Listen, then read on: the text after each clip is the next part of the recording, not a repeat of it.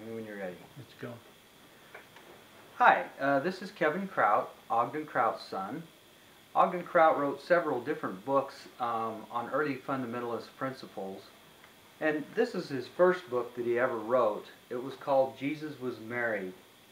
Now it's an interesting story behind this because at the time there was a bunch of students at BYU that were studying through scholarly things, and they came up with a question: was Jesus married? And of course, back in the early Mormonism days, they had taught this doctrine that Jesus was married.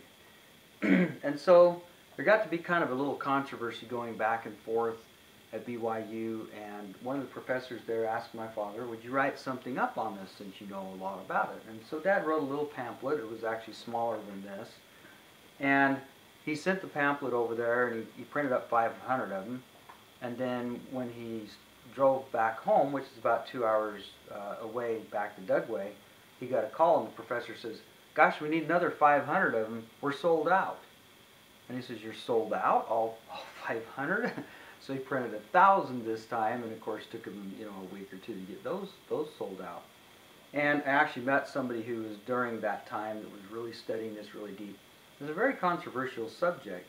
The one thing that's about this is that in here on page 27 he says, the first principle, ordinance, and commandment given to man was the marriage law.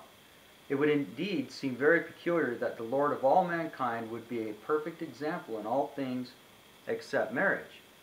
Historical records, scriptural evidence, and reason all prove that he was the good shepherd in obeying every law of the gospel, including marriage. And just recently we have discovered there was a Da Vinci Code that came out. There was a whole lot of stuff about Jesus being married there for a long time. And now we just have a new scroll that came out, mentions his wife.